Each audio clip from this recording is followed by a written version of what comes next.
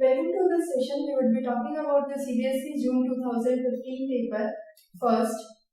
We'll be starting with a set of first 15 questions. So the first question here talks about deductive argument. Let's first understand what is deductive argument and when it would be valid. So deductive argument says that if one or more than one premises are true,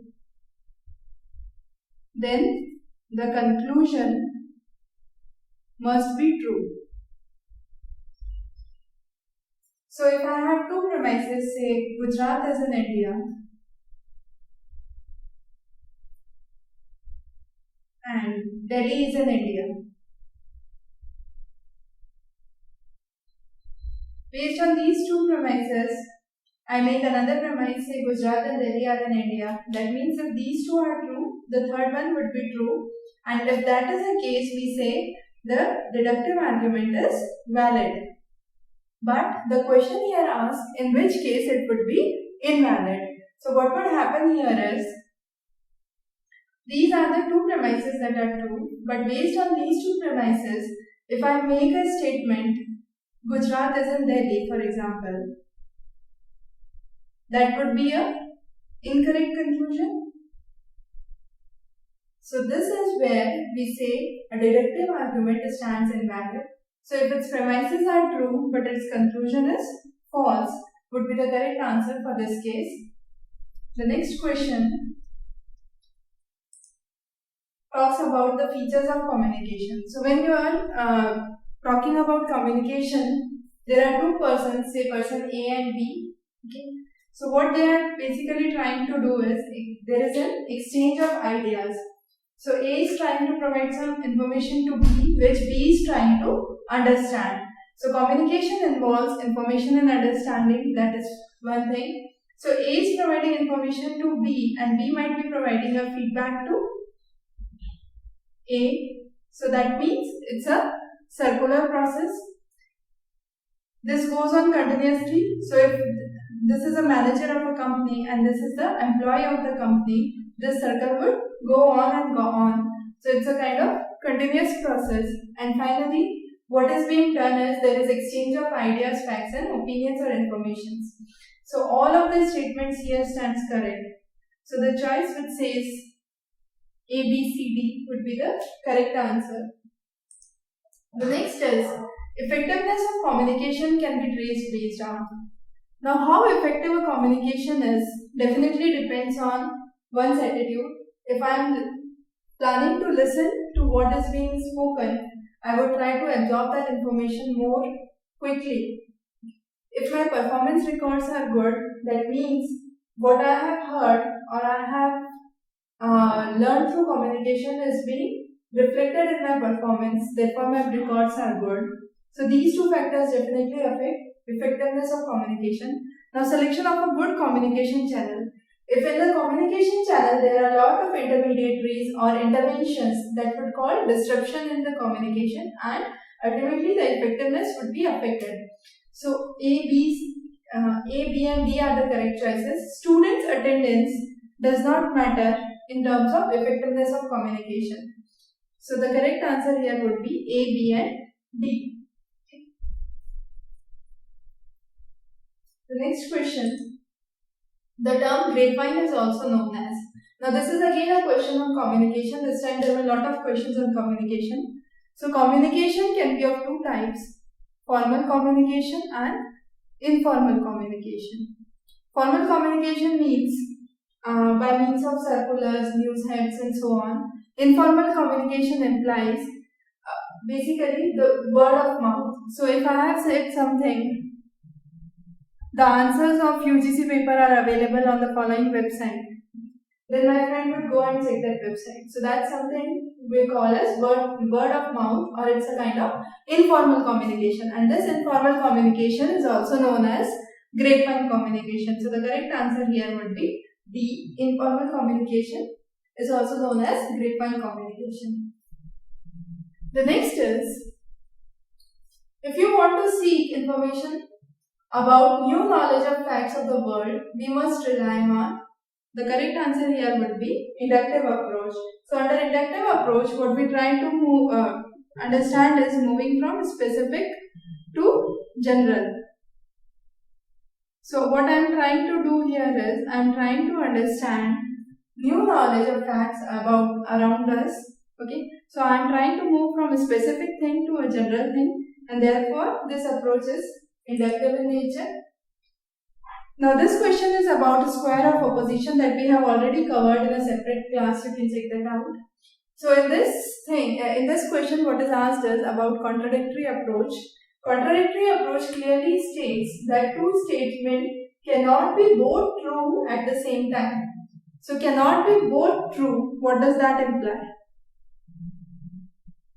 This implies that if one statement is true, the other has to be false. So if I say all poets are philosophers, that includes all poets, okay, and those are philosophers. So I cannot say some of those poets are not philosophers. So A and C would be the correct answer here. So A and C is the correct answer. So if one is true, the other has to be false, or if one is true, other has to be false. That is what is meant by contradictory approach, that both the statements cannot be true at the same time. So the answer here would be A and C. All poets are philosophers and some poets are not philosophers is an example of contradictory approach. The next question, there are five questions based on this table. So this is a kind of data interpretation question. What is given here is the age and the salary of 20 employees. And based on this table, you have a set of questions that are asked. So the first question here is, what is the average salary in 1000 per month in the age group of 40 to 50? So what we have done here is, I have classified the age interval and the average salary of the employees. Now, in this age group and this age group, you have average salary as 40 and 50. So what I can do here is, some of you can directly take an average of it and say the average salary should be 45, but that won't be the case. We'll have to check out how many employees are there in each age group. So let's move on to the previous slide here. So let's check between 40 to 45 and 45 to 50, how many employees are there. So age here, so 1, 2, 3, 4, 5 and 6. So there are 6 employees in the age group of 40 to 45, and there are 1 and 2 and the other is none. So there are 2 employees in the age group of 45 to 50. So let's move on here. So you have 6 employees with the average salary of 40, so it's 240, and 2 employees with the average salary of 50, so it's 100. So the average comes, so the total comes here to be 340. 340 divided by the total number of employees, that is 8. So you have 4, 2. So 42.5 would be the average age group, the average salary in this age group. Okay. Next question. What is the fraction of employees getting salary less than the average salary? So for this, what we have to do first of all is to find out the average salary. So let me move back. So here you will have to find out the average salary. So for that, what I'll do is I'll add up all these and all these. So let's say the total here would be 775 divided by total number of employees, that's 20. So the average salary here would be 38.75. Now I'll have to find out how many employees are there with an average salary of less than 38.75. So you have 1, 2, 3, 4, 5, 6, 7, 8, 9, 10, 11. So you have 11 employees with a salary of less than the average salary, that is 38.75. So I have to find out the fraction of employees. So it would be 11 divided by 20 into 100. So that would be 55%. So the correct answer here would be 55%. Now what is the average age of the employees? From the same table, I'll sum up all the ages. So that comes to be 806. I'll divide it by the total number of employees, that's 20. So the average age here comes to be 40.3 years. The next question says classify the data of age of each employee in an interval of 5 years. Now which interval would have a maximum average salary? So that we have already done in this table. So you have grouped them into age interval and find out the average salary. So how do we do that? In this age interval, I will add up all the salaries, say 40, 30, 20 and so on, whatever the number is, divided by the total number of people in this age interval, say 8. Okay, and this would come to be the answer as the average salary. So this is how we calculate the average salary. Now we have the average salary in each of the age groups. So as we can directly see, the age group of 50 to 55 would have the highest average salary of 53.33. So here the maximum average salary would be in the age group of 50 to 55 years. Now let's move on to the next question. What is the frequency in the class interval of 30 to 35 years? So what we'll have to do here is we'll have to find out the people in the age group of 30 to 35 years. So 30 to 35 you have 1, 2, 3, 4, 5, 6, 7. So you have 7 people in the age group of 30 to 35. So what would be the fraction? 7 divided by 20 into 100. So that's 5. 7 into 5. So the answer would be 35%. And the last question says, what would be the fraction of employees getting a salary of equal to or more than 40,000 per month?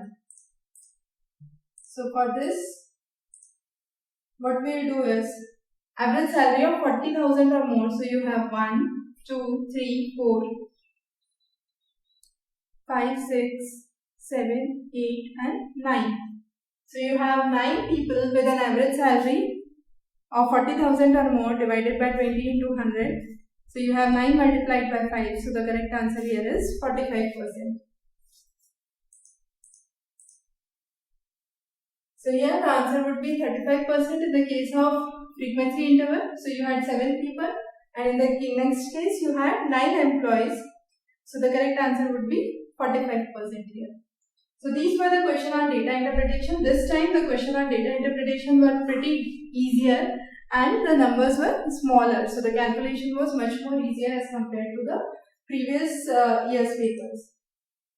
Now which of the following represents 1 billion characters?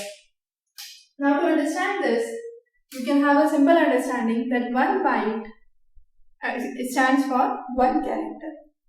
Sorry. Now 1 kilobyte is equal to 1024 bytes or this many characters. So it would be 1024 characters. 1 megabyte stands for 1000 kilobytes. I can roughly say this is 1000. Okay. And 1 gigabyte stands for another 1000 megabytes. Okay. Now 1 billion is equal to 10 raised to power 9. So what I do is, if I take gigabyte, I say 1000 megabytes into 1000 kilobytes into 1000 bytes. So you have 1, 2, 3, 4, 5, 6, 7, 8, 9. So you have 10 raised to the power 9. So if I say which of the following represents 1 billion characters, so the correct answer would be gigabyte here. The next question is, University Grants Commission was established with which of the following aims? Now, since you are appearing for the NET examination, this examination is known as NET JRF examination. And JRF stands for Junior Research Fellowship. So promotion of research and development is definitely one of its aim. So this is correct. It provides capacity building to teachers. It identifies institutions of potential learning and provides special funding. It also provides autonomy to higher educational institute. So these are all the statements are correct in terms of the aims that are prescribed by UGC. So the correct answer here would be A, B, C and D. So all of the above statements here are correct regarding the aim of University Grants Commission. Next question here is, the South Asian University is situated in which of the following cities? Now, South Asian University is a collaboration of the 8 countries which are member under SAARC. It has been accredited as an international university. SAARC stands for South Asian Association for Regional Cooperation. It was established in 2010, headquartered at New Delhi. And it has been recently in news because it is being considered under one of the central universities. So this is a kind of direct question based on current affairs and higher education. So the correct answer here is New Delhi. With this, we covered the set of first 15 questions for the CBSE NET June 2015 paper 1. We would be covering more questions in the further classes. You can subscribe to Exam Base channel for further updates. Till then, have a good